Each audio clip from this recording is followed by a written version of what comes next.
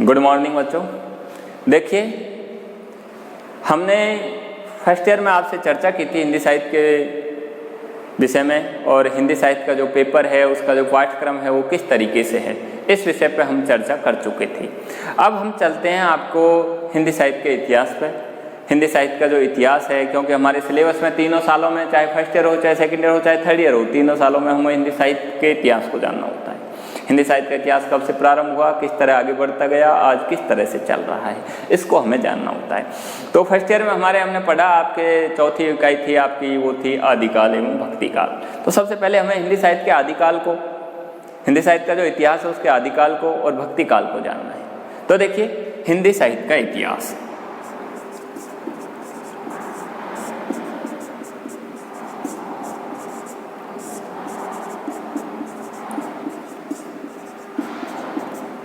इतिहास, इस पे हमारी चर्चा हो। तो सबसे पहले तो हमें ये जानना है इतिहास क्या होता है, इतिहास किसे कहते हैं। तो आपने पढ़ा होगा कि इतिहास की जो परिभाषा है वो आपने पढ़ी होगी कि घटनाओं का ऐतिहासिक कालक्रम में, घटनाओं का ऐतिहासिक काल क्रमानुसार जो वर्णन किया जाता है, अतीत की घटनाओं का ऐतिहासिक काल क्रमानुसार जो वर्णन किया जाता है वो क्या कहलाता है, इतिहास कहलाता है। आ गया समझ? अतीत की घटनाओं का ऐतिहासिक काल क्रमानुसार जो वर्गीकरण किया जाता है वो इतिहास कहलाता है। लेकिन साहित्य का इतिहास क्या होता है? साहित्य का जो इतिहास होता है वो साहित्यिक जो रचनाएं होती है उनको ऐतिहासिक परिप्रेक्ष्य में परखना होता है। साहित्य की जो रचना है उनको ऐतिहासिक परिप्रेक्ष्य में जांचना या परखना ही साहित्य का इतिहास कहलाता है। आचार्य रामचंद्र, अब देखिए, ऐतिहासिक परिप्रेक्ष्य में जानने के लिए उन ऐतिहासिक रचनाओं के साथ साथ हमको उन ऐतिहासिक रचनाओं के जो रचनाकार है उनकी परिस्थितियों को, उनकी मनोवृत्तियों को भी जानना जरूरी है। तभी जाकर के हम साहित्य के इतिहास को समझ सकते हैं। क्योंकि आचार्य रामचंद्र शुक्ल ने साहित्य के इतिहास के विषय में क्या कहा था? उन्होंने कहा था कि चाहे किसी भी देश का साहित्य हो, वह साहित्य है वहाँ की जनता की, साहित्य का जो इतिहास होता है वो जनता की चित्तवृत्तियों का संचित प्रतिबिंब होता है। जनता की जो चित्तवृत्तियां होती है उसका संचित प्रतिबिंब होता है। समाज की जो परिस्थितियां जैसे जैसे परिवर्तित हो जाती है, साहित्य का जो परिवेश स्वरूप है वो भी उसी तरह से परिवर्तित होता चला जाता है। आपने देखा होगा, लिखा भी है कि साहित्य होता है वो समाज का दर्पण होता है। तो साहित्य हमें उस समाज को दिखाता है, उस युग की तत्कालीन युगीन जो परिस्थितियां हैं जिनको उस समय के साहित्यकारों ने अपने साहित्य में जिनका वर्णन किया है, उन परिस्थितियों को दिखाने का, ऐतिहासिक परिप्रेक्ष्य में उनको इस तरह वर्णन करने का जो बिंब होता है वो साहित्य होता है। अगर अब हमारा हिंदी साहित्य का जो इतिहास है, हिंदी साहित्य का जो इतिहास है उसको हमारे हिंदी साहित्य के जो इतिहासकार हैं उन्होंने प्रमुख रूप से 4 इतिहास लेखन की पद्धतियों में वर्गीकृत किया है। तो हमारे हिंदी साहित्य का जो इतिहास लिखने की जो पद्धतियां हैं वो प्रमुख रूप से 4 हैं। कौन कौन सी है? हिंदी साहित्य का इतिहास लेखन की पद्धति,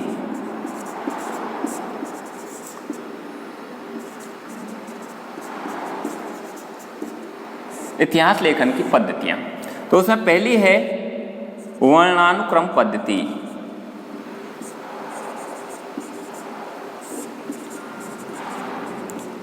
अब देखिए, ये वर्णानुक्रम पद्धति क्या होती है?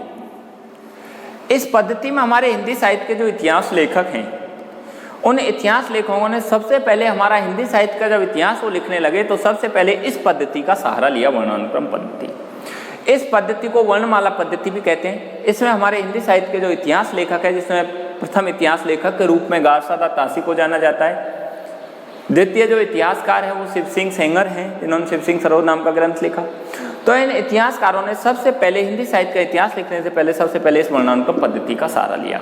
इस पद्धति में हमारे हिंदी साहित्य के जो लेखक हैं, हिंदी साहित्य के जो कवि हैं, उन कवियों का उन्होंने उनके नाम का जो पहला वर्ण है उस वर्ण को उन्होंने आधार बनाया, और उस वर्ण को आधार बना करके उस वर्ण के आधार पर ही उन्होंने कवियों का क्रम निर्धारित किया। आ गया समझे? जैसे कबीरदास हैं, कबीर के बाद जैसे केशव दास है, तो उन्होंने कबीर दास के बाद केशव दास का वर्णन किया। क्यों? क्योंकि कबीर दास भी के अक्षर से हो रहा है, उसके बाद केशव दास है वो भी के अक्षर से हुआ है। उन्होंने हिंदी साहित्य का इतिहास लिखने के लिए केवल वर्णमाला के उस वर्ण को प्रमुख आधार बनाया और उस वर्णमाला के आधार पर कवियों का क्रम निर्धारित करके और उनका व्यक्तित्व एवं उनके कृतित्व का परिचय दिया। आ गया समझे?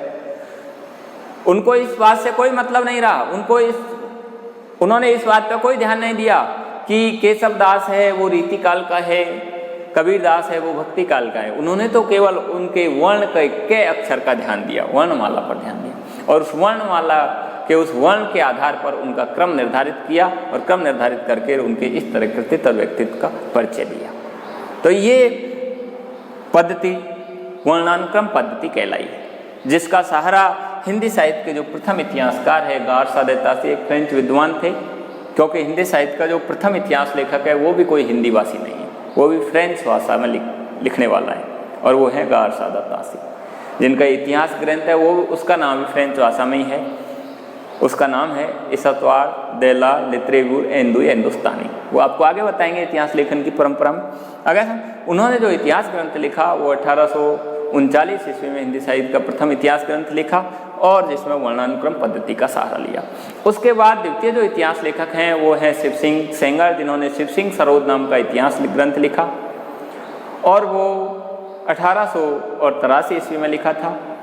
उसमें भी इन्होंने वर्णानुक्रम पद्धति का सहारा लिया। आ गया समझ? इसमें लगभग उन्होंने 1000 कवियों का जो व्यक्तित्व कृतित्व का परिचय दिया, लेकिन पद्धति वर्णानुक्रम पद्धति रखी। ये पद्धति हमारे इतिहास लेखन की दृष्टि से उचित नहीं रही। क्यों? क्योंकि इसमें उन्होंने कवियों के काल क्रम का ध्यान न रख करके केवल वर्णानुक्रम का ध्यान रखा, इसलिए ये एक इतिहास ग्रंथ न होकर केवल जीवन व्रत ग्रंथ रह गया, व्रत ग्रंथ रह गया। दूसरी जो पद्धति थी वो थी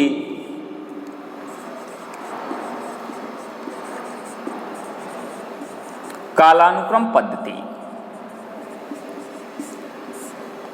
कालानुक्रम पद्धति देखिए, हिंदी साहित्य के इतिहास लेखन की जो दूसरी पद्धति थी वो थी कालानुक्रम पद्धति। इस पद्धति के जो इतिहासकार थे उन्होंने कवियों के जो वर्णमाला का जो वर्ण है उसको आधार नहीं बनाया, बल्कि कवियों का काल निर्धारित किया।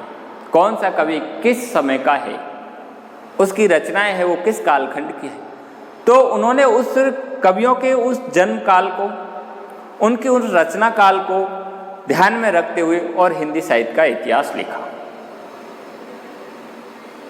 इसमें उन्होंने कवियों का काल के अनुसार वर्गीकरण किया और काल के अनुसार वर्गीकरण करके और कवियों को इस तरह से अलग अलग युगों में इस तरह से विभाजित किया, जिसमें हमारे हिंदी साहित्य के जो इतिहास लेखन के जो प्रमुख इतिहासकार थे वो थे sir George Grierson. Sir George Grierson अंग्रेजी भाषा के इतिहासकार थे, जिन्होंने अंग्रेजी भाषा में हिंदी साहित्य का इतिहास ग्रंथ लिखा जिसका नाम था the modern vernacular literature of Hindustan, जिसमें इन्होंने पहली बार हिंदी साहित्य के जो साहित्यकार हैं उनको पहली बार कालानुक्रम पद्धति के आधार पर वर्गीकृत किया। उसके बाद दूसरे जो इतिहासकार थे वो थे मिश्र बंधु, जिन्होंने मिश्र बंधु विनोद नाम का इतिहास ग्रंथ लिखा और उन्होंने लगभग 5000 कवियों को संकलित किया। 3 भाई थे, श्याम बिहारी मिश्र, सुखदेव बिहारी मिश्र और गणेश बिहारी मिश्र। तीनों भाइयों ने मिलकर के और हिंदी साहित्य का इतिहास ग्रंथ लिखा जिसका नाम मिश्र बंधु विनोद था। और इस मिश्र बंधु विनोद नामक ग्रंथ में उन्होंने कवियों को कालानुक्रम पद्धति के आधार पर वर्गीकृत किया। तीसरी जो पद्धति थी इतिहास लेखन की वो थी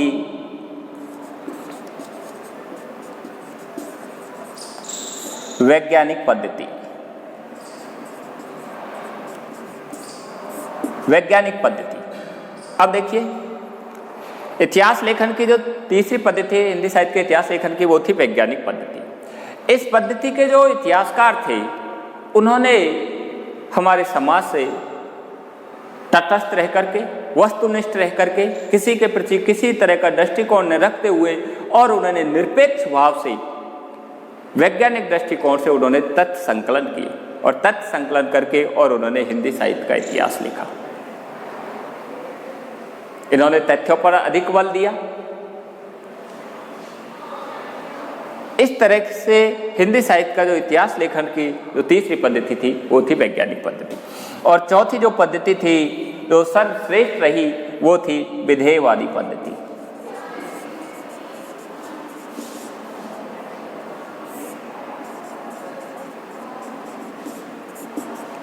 देखिए विधेयवादी पद्धति, इन इतिहासकारों ने विधेयवादी पद्धति से हिंदी साहित्य का इतिहास लेखन करने वाले जो इतिहासकार थे, इन्होंने हमारे समाज की तदयुगीन परिस्थितियों को और तदयुगीन वातावरण को प्रमुख आधार बनाया और उसी को आधार बना करके उस युग की उन्हीं प्रवृत्तियों को निर्धारित करते हुए हिंदी साहित्य का विधेयवादी पद्धति के आधार पर हिंदी साहित्य का इतिहास लिखा। इस पद्धति को अपनाने वाले जो हिंदी साहित्य के प्रमुख जो इतिहासकार थे वो थे आचार्य रामचंद्र शुक्ल, जिन्होंने इस पद्धति का सहारा लिया और इस पद्धति का सहारा लेते हुए उन्होंने हिंदी साहित्य के प्रत्येक कालखंड का जो नामकरण है वो उस युग की परिस्थिति और उस युग की साहित्य की जो प्रमुख प्रवृत्तियां थी उसी के नामकरण को, उसी को आधार बनाकर उसी के आधार पर उसका नामकरण किया। आ गया समझ? आचार्य रामचंद्र शुक्ल, जिन्होंने हिंदी साहित्य का इतिहास नाम से 1929 में हिंदी साहित्य का इतिहास ग्रंथ लिखा, जो हिंदी साहित्य का सर्वश्रेष्ठ, सबसे ज़्यादा वैज्ञानिक, सबसे ज़्यादा स्पष्ट हिंदी साहित्य का इतिहास ग्रंथ माना जाता है, जिसे अधिकतर इतिहासकार है उसकी तिथियों से, उसके नामकरण से सहमत हुए हैं। इन्होंने अपने इतिहास लेखन में इतिहास का जो नामकरण किया है, कालखंडों का जो नामकरण किया है, वो ग्रंथों की प्रमुख प्रवृत्ति को और तदयुगीन वातावरण को ध्यान में रखते हुए किया है। इस तरह हिंदी साहित्य के इतिहास लेखन की जो पद्धतियाँ हैं वो प्रमुख रूप से 4 पद्धतियाँ हैं। इन 4 पद्धतियों को प्रमुख आधार बना करके हिंदी साहित्य के इतिहास लेखकों ने अपने इतिहास ग्रंथ लिखा। अब इसके बाद हम चर्चा करेंगे हिंदी साहित्य के इतिहास लेखन की जो परंपरा, जिसमें कौन कौन से प्रमुख इतिहासकार हैं और उनके कौन कौन से प्रमुख ग्रंथ हैं और कब कब उनका प्रकाशन हुआ है। इस पर हम आगे चर्चा करेंगे। धन्यवाद।